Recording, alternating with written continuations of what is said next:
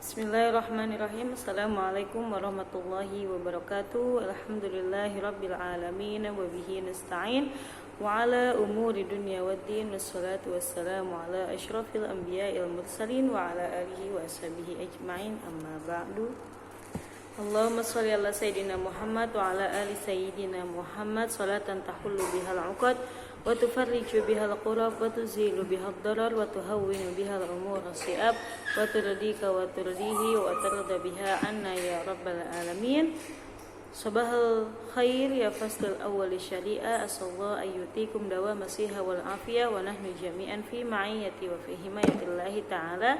Alhamdulillah fi hadzal yaumil mubarak ma'akum jami'an fi faslina wa fi darsina mubarak insyaallah fi darsil fiqhil muamalat. Ya, Allah pertemukan kita kembali di hari ini untuk sama-sama belajar mempelajari apa yang berkaitan dengan fikih muamalat. Kemarin telah kita pelajari tentang fikih muamalat di dalam pembahasan al-huquq al-mushtarakah, yaitu di dalam perihal air, rumput dan juga api, ya, yang merupakan hak-hak untuk kepentingan dan kemaslahatan bersama sesama makhluk hidup. Apa yang bisa diambil kemarin itu bahwa sesungguhnya apa yang ada di bumi ini atau sesuatu yang ada di bumi ini kebanyakan adalah untuk kemaslahatan bersama, seperti adalah air yang merupakan prioritas utama di dalam hidup kita itu, ya. Coba kalau di sekolah atau di pondok airnya mati itu, ya, nah pasti semua orang jadi akan panik, tidak bisa mandi, kemudian tidak bisa buang air, tidak bisa untuk minum, kemudian untuk membersihkan kamar, untuk ngepel dan sebagainya gitu, ya. Jadi air merupakan komponen utama yang mana merupakan untuk kepentingan bersama juga. Tetapi jika memang air sangat terbatas, maka tidak apa-apa untuk mendahulukan atau memprioritaskan diri sendiri dan keluarga lebih utama, ya, bisa dipahami. Kemudian sebelum melanjutkan pembahasan kita pada hari ini, mari bersama-sama membaca al-basmalah. Bismillahirrahmanirrahim. Nawaitu ta'aluma lillahi ta'ala wa li izalatil jahli wa ihya'id. Allahumma astur aiba syayikhina anna wa la tudhib barakata ilmihi minna. Ya, amin ya Allahu ya rabbal alamin. Pada hari ini kita akan membahas tentang hal yang masih berkaitan dengan apa yang ada di bumi atau khususnya di dalam tanah, yaitu yang berkaitan dengan al-ma'dinu. Al-ma'dinu atau ada juga yang membacanya al-ma'danu, itu diartikan sebagai barang tambang, ya. Pasti semua dari kalian sudah mengetahui atau sudah sangat sering mendengar apa itu kata barang tambang, ya. Barang tambang atau al-ma'din itu adalah benda-benda atau sesuatu yang berasal dari dalam tanah bumi kita ini, yaitu merupakan biasanya adalah benda-benda atau sesuatu yang berharga dan dibutuhkan oleh manusia. Seperti contohnya ada apa yang sangat sering kita gunakan atau kita mengendarai motor harus ada bensinnya itu dari mana? Dari barang tambang, karena bensin atau minyak dan sebagainya berasal dari dalam tanah atau di dalam perut bumi tersebut, ya. Kemudian yang sering dijadikan barang investasi sekarang gitu, ya, untuk menabung, yaitu seperti apa? Adanya emas, perak, logam mulia itu bukan diambil dari pohon atau bukan dibuat secara manual oleh manusia, tetapi barang emas atau perak itu merupakan hasil dari barang tambang yang merupakan benda yang tersimpan atau benda yang berasal dan dikeluarkan dari dalam tanah bumi. Jadi Allah ciptakan, masya Allah, sesuatu yang berharga di dalam tanah itu, ya. Dan bagaimana manusia itu sangat menginginkan barang berharga atau barang yang memiliki keistimewaan tersebut dengan berbagai cara, ya. Karena tidak hanya menggali 1-2 meter saja langsung mendapatkan emas atau minyak tanah tersebut, tetapi harus dengan usaha dan dengan alat-alat yang canggih segala macamnya untuk mendapatkan sesuatu yang berharga tersebut. Jadi ada hikmahnya juga, bahwasannya apa yang kita inginkan tidak dengan mudah untuk kita dapatkan. Sesuatu itu harus ada prosesnya. Ya, kemudian lanjut bahwa di sini tadi al-ma'din adalah sesuatu yang berasal dari dalam tanah gitu ya, yang biasanya menjadi kebutuhan manusia.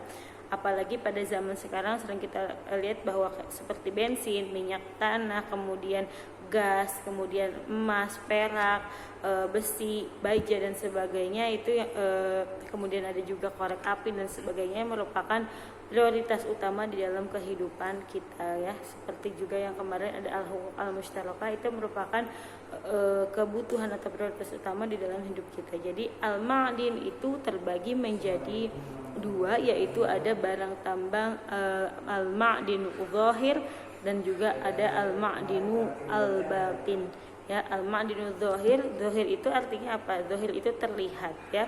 Jadi barang tambang yang terlihat itu alladzi yakhruju jawharuhu min ghairi mu'alajah. Jadi barang tambang yang berada di dalam tanah ya, tetapi dia untuk mendapatkannya itu atau untuk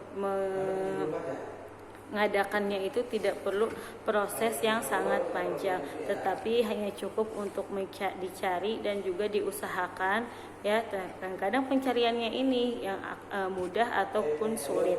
Contohnya seperti apa? Seperti niftun. Niftun itu adalah minyak tanah atau minyak bumi ya, karena di dalam tanah sudah ada minyak itu, jadi tinggal digali, diusahakan, dicari, sudah ada. Itu dinamakan dengan al-ma'din al-zahir. Jadi ketika diusahakan atau ketika dicari, dia sudah terlihat bentuknya dan tinggal dikelola saja, tidak perlu proses untuk membuat barang atau benda tersebut menjadi berharga, karena pada dasarnya dia sudah terlihat keberhargaannya tersebut ya. Jadi contohnya dari al-ma'din al-zahir adalah seperti minyak bumi, ada juga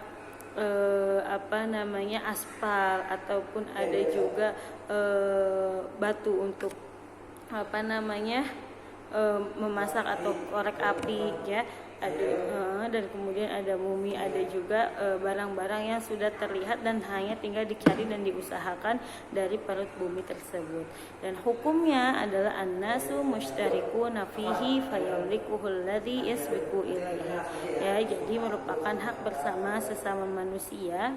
Nah, ketika misalkan memang ada yang mengusahakan dan dia mencarinya itu ya, dia mengelolanya, maka pemiliknya adalah alladzi yasbiqu alaihi, yang lebih dahulu mengelola tanah atau minyak tersebut ya. Seperti juga wa kadzalika staqitu zuru wat thimar idza jaratil 'adah bil musamahah bidzalika fil mazari wal basatin ghairil musawwarah idza akhadha bi qadri hajatihi ya. Begitu juga seperti misalkan kalau kita kalau rumahnya di kampung gitu ya, atau dekat perkebunan, biasanya ada perkebunan atau di hutan itu banyak pepohonan, misalnya ada pohon mangga gitu ya, dan itu lahannya atau perkebunan tersebut tidak dipagari, kemudian buahnya itu jatuh, maka pada kebanyakan dari kita itu mengambil buah tersebut, nah maka itu tidak apa-apa karena adanya musamahah, adanya toleransi dan adanya kelonggaran untuk mengambil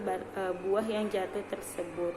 Hanya saja mengambil buah yang jatuh tersebut dengan secukupnya, karena mungkin berada di tengah hutan ya, karena sebagian orang tua kita dulu yang tinggal di dekat hutan, yang tinggal di kampung, mengambil kayu bakar dari hutan yang tidak bertuan atau hutan yang tidak tahu kepemilikan siapa, atau mengambil dedaunan yang untuk dimakan, atau mengambil buah-buah yang untuk dimakan dari perkebunan yang tidak diketahui miliknya siapa. Bisa dipahami sampai di sini.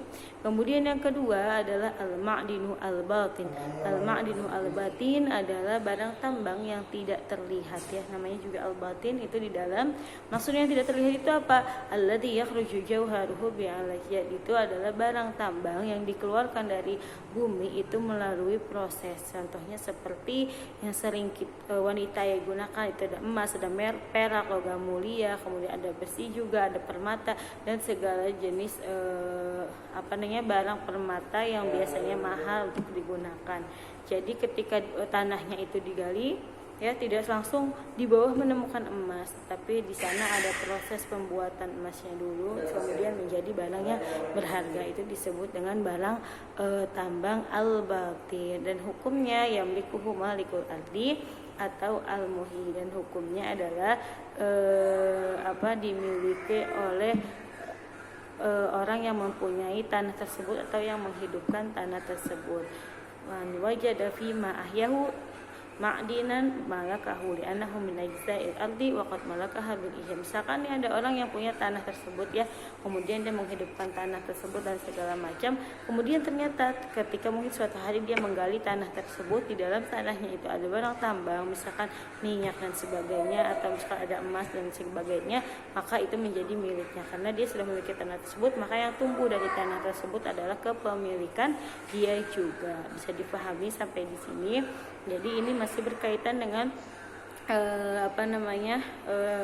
benda-benda yang berada di sekitar kita, khususnya di dalam alam kita, dan menjadi prioritas hidup kita ya, yaitu adalah seperti emas, perak, kemudian ada besi, ada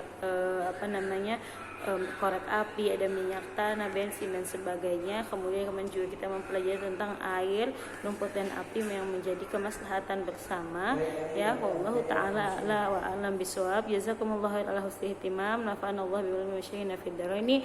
Jangan lupa untuk mengumpulkan catatan pada hari ini ya. Semoga apa yang disampaikan bermanfaat. Apabila ada kekurangan saya mohon maaf, dan ada pertanyaan silahkan ditanyakan. Wassalamualaikum warahmatullahi wabarakatuh.